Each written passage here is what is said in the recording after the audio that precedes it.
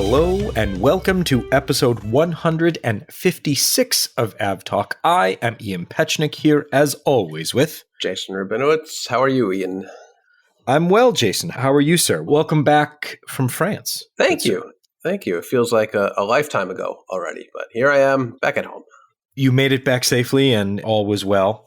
I did. Yep. Been a long time since I've had like a connecting flight to somewhere.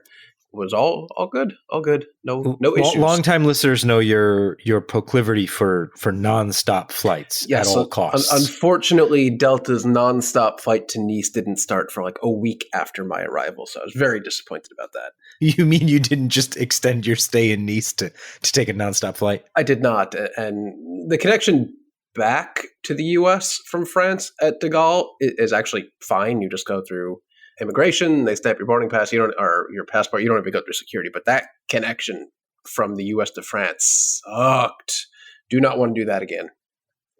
What is it, like 4-hour walk through one of the terminals, then it's a 12-stop train ride, and then it's security and passport control, and then it's another like 9-hour walk, if I remember correctly. It was a lot, yeah, and security there is just a mess. It just dumps you out into this hall with lines that go every which way, and like people splitting up the lines at random points and shuffling people to the left, shuffling people to the right. It's just chaos, and everyone's saying, my flight leaves in 4 minutes, when really it leaves in like an hour and 4 minutes, but they're lying. They want to get to the front. But I made it, even with like the hour and a half de-icing delay. But the way back was smooth sailing. Was this a Delta A330neo? The way out to France was an A330neo on Delta. The way back was all Air France, an A319 to a 777-300ER. Ooh, that was nice. Air France's 777-300ER is a nice. Yeah, I mean, now a nice product. Yeah, you were in the forward cabin. I was in the forward business class cabin, row 4, 2 seats back from La Premiere, which looks very nice up front. Yeah, that's a whole different ballgame. Unlike your somewhat reasonable upgrade that they prompted you last year out of LA. Oh, that was a lie. Yeah, that whole thing was a lie. That was a lie. But this upgrade, they wanted $2,200 or something like that to upgrade from business to first, which is no. But I would have entertained it for about half a second. I entertained it for half a second. That's right. Yeah, and then reality would have come. Just disappointing in that back. 3 of the 4 seats were empty, I think, for the flight. Like, maybe offer a reasonable upgrade and then people will take you up on it. But no, man. One day I want that curtain. One day. Not to press on too pointed the subject, but where was your travel companion seated? Couple cabins back. Mm-hmm. So first you had to go through the galley, and then you had to go through another large business class cabin, and then you had to go through the premium economy cabin, and eventually you'd end up in economy. Your significant other is significantly more understanding than mine. So. Yes. Well, in this case, this was a work trip, so work paid for my trip, and I was up front. It was very nice. I enjoyed it.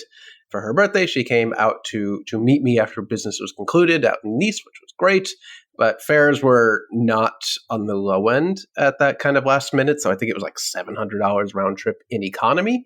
So business class or even premium economy was not going to happen. But I did feel a little bad about being up front and she was down back. But at least even in basic economy, she was able to select a seat, a decent seat. Well, that's good. Mm-hmm. And I'm sure she'll get you back eventually. Oh, I'm sure. Next time I'm offered an upgrade, maybe we'll switch off. There you go. Okay. To the business at hand. On Monday, the 21st of March, 2022, over 10 years of non-fatal commercial passenger traffic in China came to an end with the crash of China Eastern Airlines Flight 5735. The 737-800, not a MAX, was en route from Kunming to Guangzhou and crashed near Wuzhou. The aircraft was at 29,000 feet and rapidly descended from 29,100 feet, which is in China, the flight levels are assigned in meters. So the aircraft was assigned, 8,870 meters, which is roughly 29,100 feet. From there, in less than 2 minutes, it fell first to about 7,425 feet. And these are all from the calibrated altitude readings from the aircraft. So this is feet above mean sea level. Fell to 7,425 feet, made a climb after reaching that altitude and climbed back up to 8,600 feet before then falling and impacting the ground. That all happened in 2.5 minutes. Yeah, a lot happened in a very short span of time. And when I saw this, I saw it when I was first waking up in Europe, so well ahead of US time when most people were asleep. I took a look at the data, Ian, before you were awake. Yeah. I wanted to ask you, is what I'm looking at in this data real? Because we all know, if you've ever played around with the app, coverage in China can get a little spotty, a little iffy at times. But this was very much, initially, it looked like this can't possibly be real, that the line on the altitude graph just went straight down. But unfortunately, it seems like that is exactly what happened. Yeah, there's two things and about the data. And yes, it's real. Very, very real, and sadly so. But as is often the case, there was more to the story when we processed the granular data. So, That's right. So for longtime listeners, the data that's displayed on the website is displayed at a lower frequency.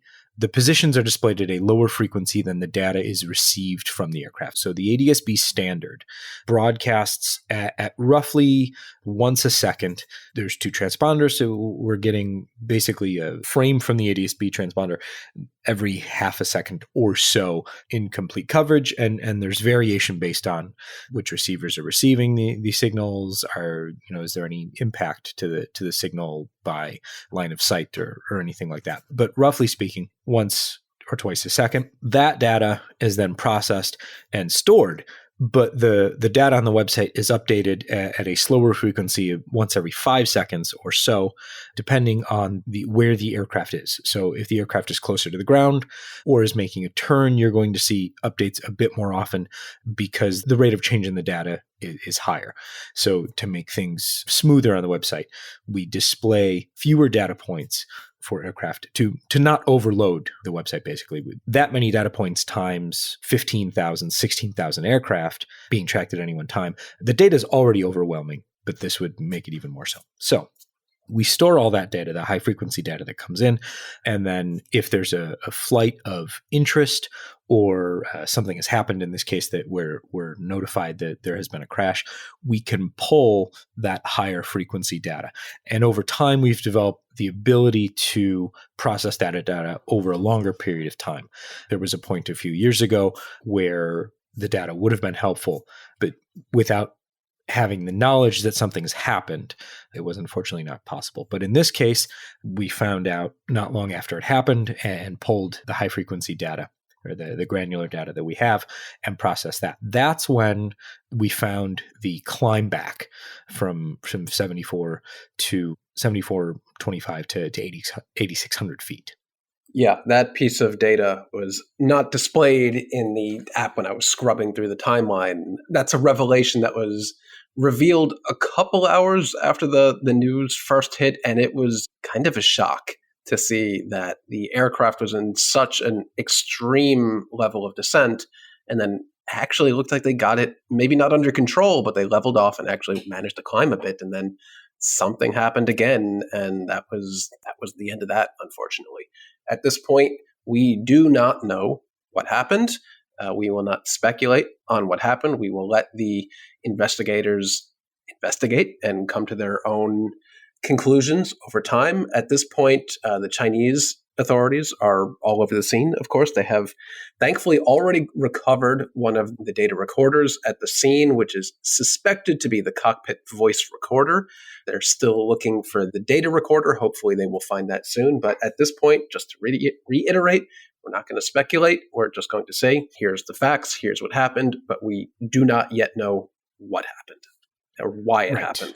We're fairly certain that it's the CVR that's been recorded. There's the cockpit voice recorder. There's the flight data recorder that records all of the inputs to the aircraft, what the aircraft is doing, what the pilots are asking the aircraft to do as far as the control inputs and things like that. And then there's the voice recorder, which is multiple microphones that record what is happening in the cockpit and ambient noise as well. We'll put a link to the show notes to our previous conversation last April now with Sean Payne from the NTSB, who is a recorder specialist at the NTSB, to get into a much deeper explanation of what happens when the investigators retrieve the cockpit voice recorder and what goes on from there. The NTSB, FAA, Boeing as the manufacturer, and CFM as the manufacturer of the engines are all parties to the investigation. So they've designated representatives, and they'll be part of the investigation as part of international agreements as far as who has a stake in investigating a civil aviation accident. Yeah, tougher these days. Ordinarily, since China had asked the US NTSB for assistance in this investigation, typically the NTSB would have probably by now already arrived, but with things the way they are with COVID and restrictions and visa requirements, the NTSB did just comment that they're working with the Department of State to address those issues with the Chinese government before any travel will be determined. So we were going back and forth earlier today wondering to what degree the NTSB is going to be able to provide assistance, whether it's going to be remotely from Washington or on the ground. And it seems like they do indeed want to get on the ground in China, but COVID restrictions are making that difficult. But hopefully they can work their way through that and not have something like a 2-week quarantine period required in China, because that would kind of really delay the process. But they're doing the best they can under the circumstances, because entering China is probably the most difficult place in the world right now to need to access. Certainly one of, if not the most difficult. Yeah. So just a few bits about the aircraft itself. I made a point about 5 minutes ago when we first started this discussion that this is a 737-800. It is not a 737 MAX. This particular aircraft was delivered to China Eastern Airlines new in June of 2015, and like all 737-800s, it is powered by the CFM 56 engine, which is why CFM is involved in the investigation. So unfortunately, there has been a lot of, it's not even speculative, just blind knee-jerk reaction that, oh, it's a MAX, or the MCAS, and no, that's not what's happening here. That's not what this aircraft is. It's not even a possibility in this particular crash. So that's something to keep in mind. It's a 737, but it's an entirely different aircraft. Much as the 737 MAX is an entirely different aircraft than the NG and its problems. So yeah, that's one thing. The other thing is just some tracking information of note that I've been thinking about. One thing that you mentioned, Jason, at the top of the discussion was that continuity of tracking can be an issue in China, which is certainly something that we're working, probably as far as coverage goes, it's one of the things we're working on the most, is trying to ensure that the coverage there is. It's a tough place to cover. It's a massive country. It's huge. The terrain is varied, and all sorts of other challenges. The one thing I will say is that this particular area coverage is actually quite good because of its proximity to Guangzhou and Hong Kong. And this particular, the point where the incident portion of the flight occurred is near the top of descent for all other flights. I plotted for all other MU 5735 flights. So I plotted the past month's flights from Kunming to Guangzhou by China Eastern on this particular route. It overlays with the top of descent for that particular flight path. So that's just kind of one of the tracking things that, sifting through the data I found interesting. The other point is that I want to talk about vertical speed, because a lot of the initial numbers, because it's such a big number, that was the focus of a lot of the initial reporting by media. But I want to take a step back and talk about what the vertical speed figure actually is for ADSB. If you compute the vertical speed after the fact, it does not match what we display. They're different numbers. Because after the fact, you know the time difference, you know the altitude difference, and you can compute that figure.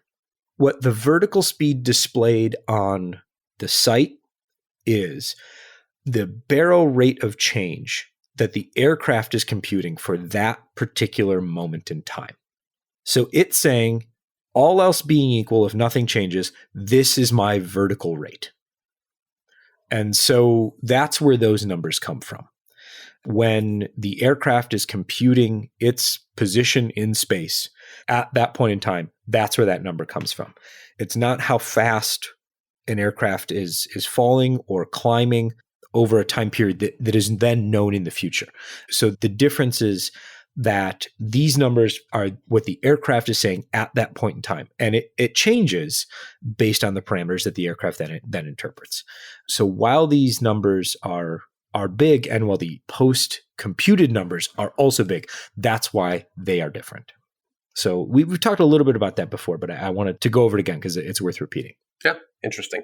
One more point also. In response to the crash of this aircraft, China Eastern had actually, on, I believe, its own accord, grounded the 737-800, of which it has over 100 frames. Actually, I didn't know it had that many, but proactively it removed the 738 from its active fleet. So it joins the 737 MAX 8, all three they took delivery of before that grounding. But interestingly, they did not ground the 737-700, which as far as I know is essentially the same aircraft, just a tiny bit shorter. Yeah, I mean, I guess they're being proactive until they understand exactly, what may have caused the crash. The other interesting thing is that Chinese aviation writ large is undertaking basically a safety audit of the entire commercial fleet. I'm not sure if that's more than doing something for the sake of doing something, but it's interesting nonetheless to see what may come of that. Yep. So at this point, we need to sit tight and wait for investigators to do their thing. And they've already had quite a number of press conferences that trickle out information. So we'll keep apprised of the details and relay them as they come. Absolutely. Jason, let's take a quick break. And when we come back, we can talk about what is happening in the Russian, kind of updates on the Russian civil aviation sector, what EASA is warning about, and then we can talk about some new planes, new routes, and what happened shortly after we recorded last week. So stay with us. We'll be right back.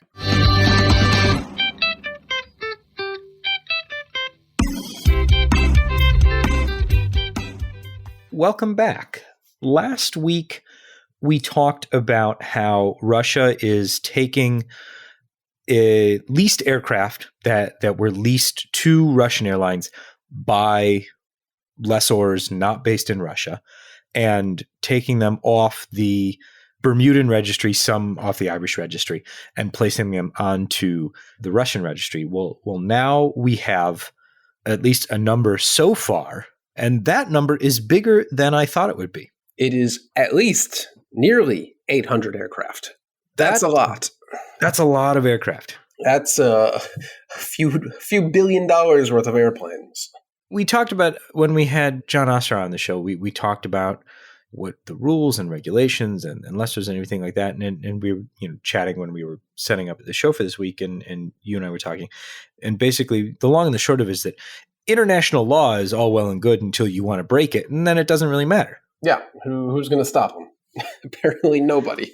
Nobody. And the other kind of bit of who cares, I mean, it becomes academic, is that the pilots' licenses for pilots who were licensed to fly aircraft based on the Bermudan registration because of the 83 bis agreements, those licenses are all invalid now. Well, that's an interesting wrinkle, isn't it? But again, I don't know if that matters. Probably doesn't matter. You've got airlines, sanctioned airlines, flying stolen aircraft with pilots who don't have valid licenses. And no insurance or anything. And no insurance. Anything of that matter. But again, you can't service the aircraft. It doesn't matter. I guess my point is, at some point, it's got to start mattering. At some point, but we're clearly not there yet. We're not there yet. We're a long way from that, apparently. We're a long way from it mattering. Yeah. Which is just... I mean, it will matter once this whatever's going on hopefully ends soon, and Russian airlines want to start operating to places that aren't Russia again. And I am going to be really fascinated to see what happens in that case. Will other countries accept these aircraft? Can they re-register them? It unfortunately doesn't look like that's going to happen anytime soon. But it's uncharted territory. There are no answers to the questions being posed right now. And unfortunately, I mean, we keep getting further and further away from anything near charted territory. Yeah. I mean, I feel like with COVID, we kind of beat unprecedented to death. Yes, we are no longer precedented. Yeah, I mean, very, very, very. We're in uncharted territory, and that's a good segue into the next topic. It certainly is.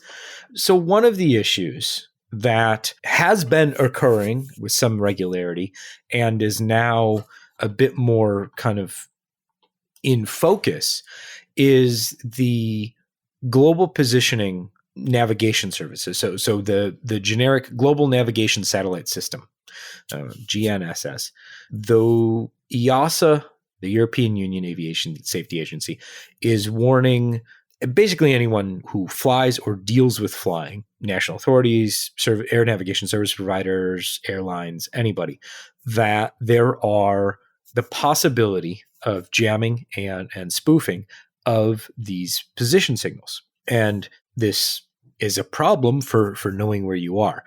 It doesn't prevent safe flight. It's also nothing new. I mean, the consistent jamming or spoofing of satellite signals, satellite position signals near Syria, Israel, Lebanon, Turkey, the Eastern Mediterranean. Also, Eastern Turkey is well known, has been going on for years. Pilots are trained to recognize this and mitigate it. However, EASA says now it's an issue near Kaliningrad, Eastern Finland, and in the Black Sea in the current context of Russia's invasion of Ukraine. So that is something that EASA wants airlines especially to be aware of. It's certainly an area of concern because it could get worse. And then you start to have problems, not necessarily with the in-flight or en route procedures, but you start to have serious problems when you start getting closer to the ground.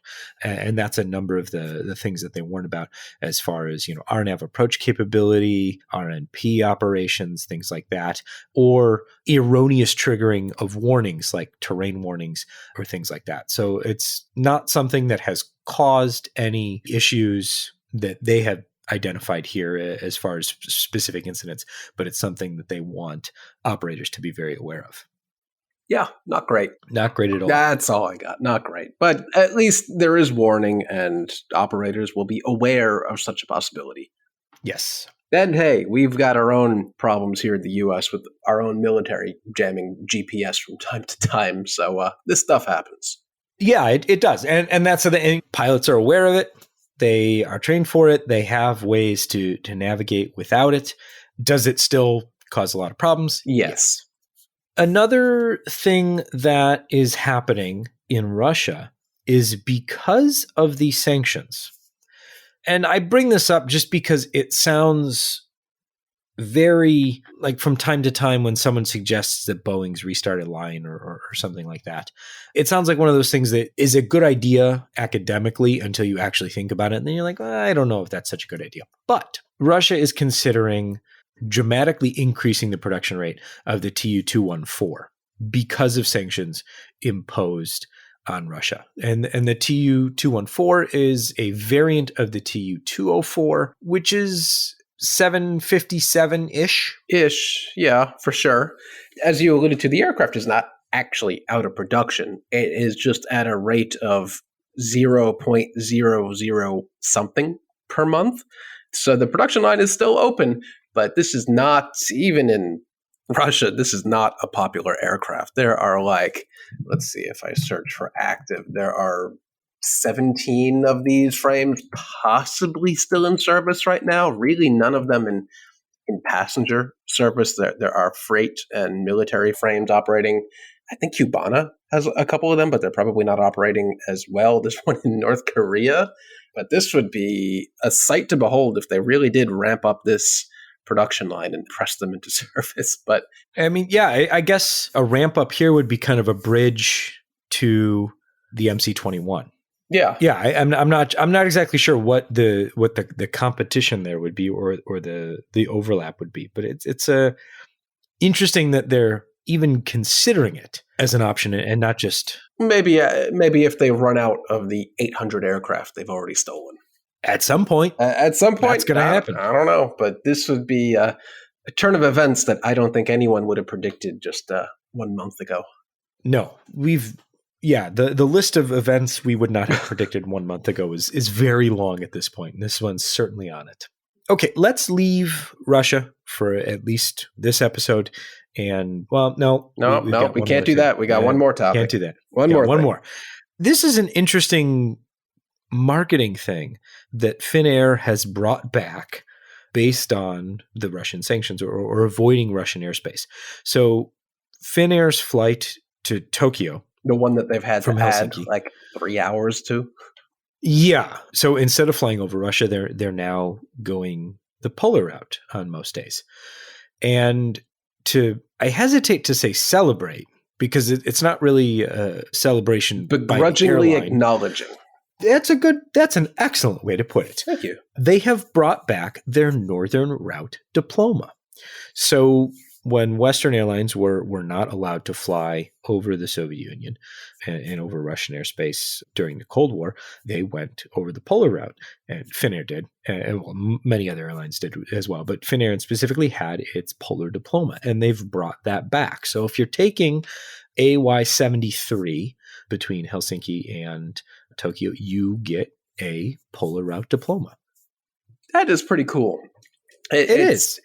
It's pretty awesome to think that somebody inside of Finnair took this terrible situation and thought, you know what, let's make some good out of it and hand out this nice thing that we last did in the 1980s for our passengers to celebrate flying over the North Pole. Pretty cool. And yet again, something we would not have expected just 30 days ago. No, not at all. Speaking of new routes, or the official announcement of a route we knew was coming, Air New Zealand has put a date on the launch of its Auckland, New York flights, and that date is September 17th. You will spend 17 hours in the aircraft on a 787, and it will be, the route both ways will be tagged NZ1 and NZ2 because it is apparently now their flagship service after stopping their flight to London. That via Los Angeles is a very long flight, but I'm happy that it is coming here to New York. That was a route that was announced pre-COVID, I think, along with Chicago, that for obvious reasons that don't need explaining did not happen. But nice to see that they still think that there's demand to launch such a route this year even, since a lot of people were speculating that international demand like that would not return anytime soon. But it's also nice that I think I saw that New York is home to 3 of the top 4 world's longest routes. So that's a pretty nice distinction. Yeah. So that's what? Singapore? The other Singapore. Auckland, yeah. Manila? If that one keeps operating, I think that one is not long for this world. Oh, okay. Yeah. And what are the other 2? Well, it'll be this one, Auckland, Singapore, right. Manila. I don't remember what the other ones were, but I did read that it was 3 of the top 4 routes. Oh. Yeah. Well, neat. Yeah. I think we have 2 flights, 2 nonstops to Singapore right now, one from Newark, one from JFK until they sort that situation out, or there was at some point. But we've got a lot of ultra long haul here, and that we know Qantas wants to join the party with its Project Sunrise at some point, but that won't be happening for a couple of years. Yeah. Well, interesting. So if you're looking for a nonstop flight from New York to New Zealand, you're in luck coming September. Maybe take the upgrade on that one. You're going to end up on that, and you're going to have to sit in the back. Oh, God, no. Air Canada is now the soon-to-be proud owner of a whole bunch of A321XLRs. From a whole bunch of different sources, which I found quite interesting. Yeah. They'll be taking how many of these? 26 A321XLRs beginning in 2024. 15 of them will be from Air Lease Corporation, 5 will be from AerCap, and 6 will be acquired directly from Airbus. So I thought that was quite interesting. Usually you see these deals come in one chunk from one particular source, but in this case, Air Canada just kind of went shopping. I wonder who they got the best deal from. Ooh, now that would be a good question that we'll never find the answer to. We will never know, but I guess this is maybe not in response to, but a play after the failed bid for Air Transit, since the Air Transit does have 321 Neo LRs, not the XLR, but maybe this is a play to get into that long, thin transatlantic market that they really don't have the appropriate aircraft for right now. Yeah, it'll be interesting to see where they send them. That also opens up a lot of Central American, South American routes as well that are going to be on those, that long and lean list that the XLRs is really going to open up. I'm really excited to see what airlines do with the XLR. Send them to LaGuardia. Well, they don't have the 7.6s anymore. We used to see those every now and then during irregular operations. They had canceled flights. They'd send a wide-body aircraft to scoop up all the stranded passengers, and they can't do that anymore. So it is not out of the realm of possibility that one of these would end up at LaGuardia. That's fair. I will enjoy that. You take what you can get. So to wrap things up, last week we talked about Comair, the South African airline, being grounded as a result of certain safety lapses that the airline was working to quickly correct and get back in the air.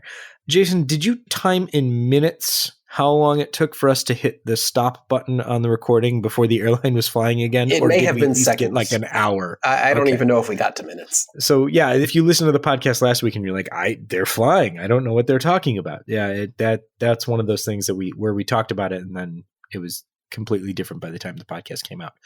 But hopefully a few things happen by the time this episode of the podcast comes out. One of those things is that they found the flight data recorder from the China Eastern 737, and we know a little bit more about where the investigation or how the investigation will take shape and who will be participating. So we will certainly, if those things happen, talk about them on next week's episode. This has been episode 156 of AvTalk. I am Ian Petchnick, here as always with Jason Rabinowitz. Thanks for listening.